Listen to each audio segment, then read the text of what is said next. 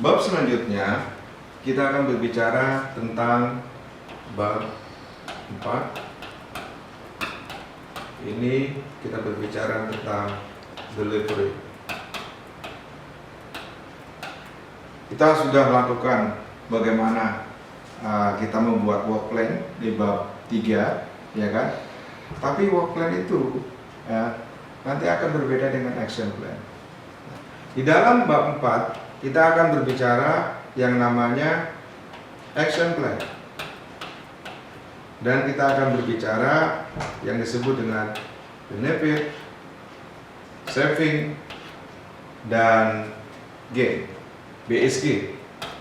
Benefit, saving, dan gain. Oke? Nah, untuk action plan ini berbeda dengan work plan.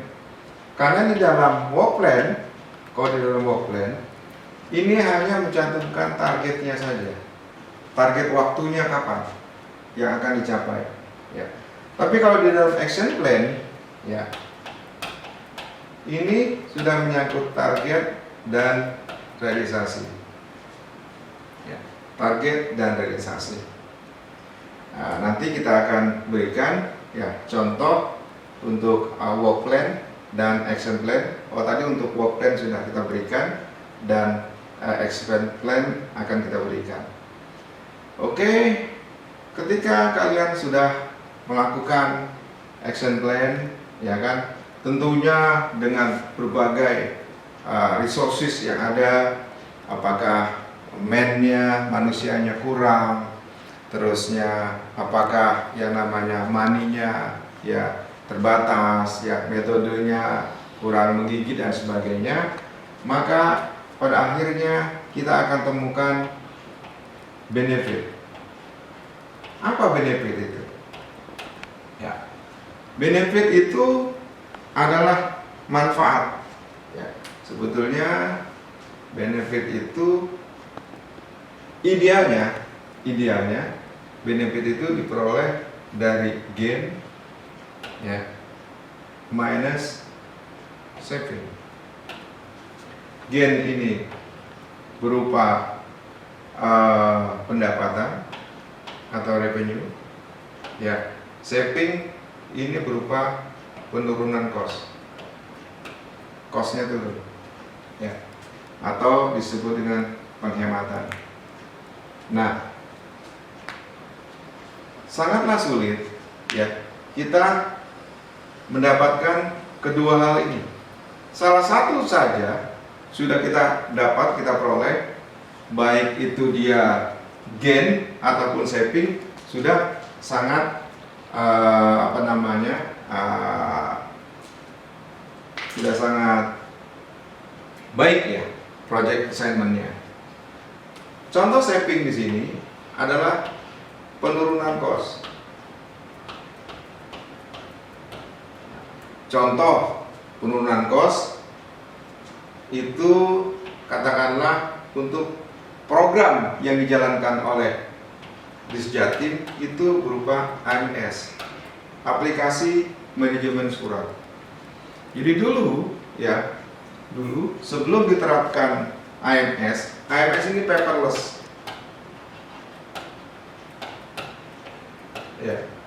1 bulan itu kemungkinan harus memerlukan kertas, katakanlah dia sebesar berapa ratus juta, katakanlah 300 juta. Ya. Akan tetapi setelah diterapkan paperless, maka biayanya, cost-nya dia turun ya menjadi katakanlah 100 juta. Ya. Ini artinya kita mendapatkan saving ya dari 300 juta menjadi 100 juta. Kita save minus 200. Itu saving. Bagaimana dengan gain? Kalau gain ini biasanya berhubungan dengan pendapatan.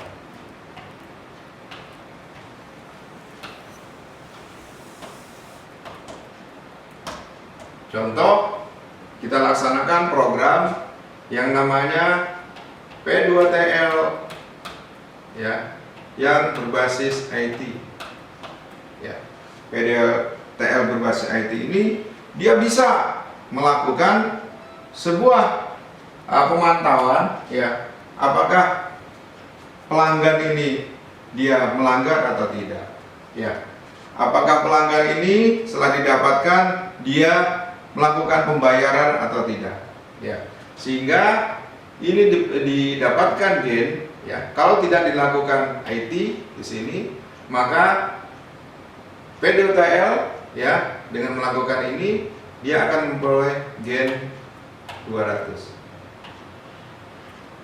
Jadi gain sekali lagi dia berupa pendapatannya berapa, peningkatannya berapa. Tapi kalau saving dia umumnya berupa cost ya, costnya, biayanya.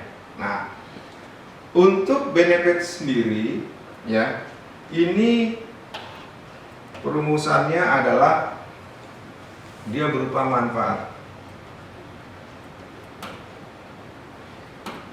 manfaat ya, terusnya kemudahan,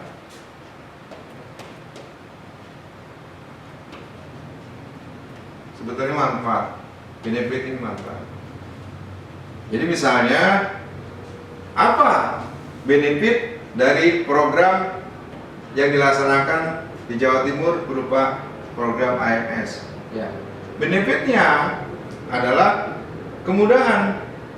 Artinya ketika kita men-searching surat ya, yang biasanya dulu membutuhkan waktu katakanlah 1 jam, ya kan? Itu bisa dengan mudahnya ya, sekian detik kita bisa memperoleh surat dengan nomor tertentu. Sangat mudah. Artinya manfaatnya mudah sekali melakukan tracing surat yang ada di sistem tata laksana surat menyurat. Seperti itu. Jadi sekali lagi benefit dia berupa manfaat, berupa kemudahan dan sebagainya. Ya. Terusnya setelah kita masuk bab 4, ya kan, maka bab final yang terakhir adalah dia berupa bab 5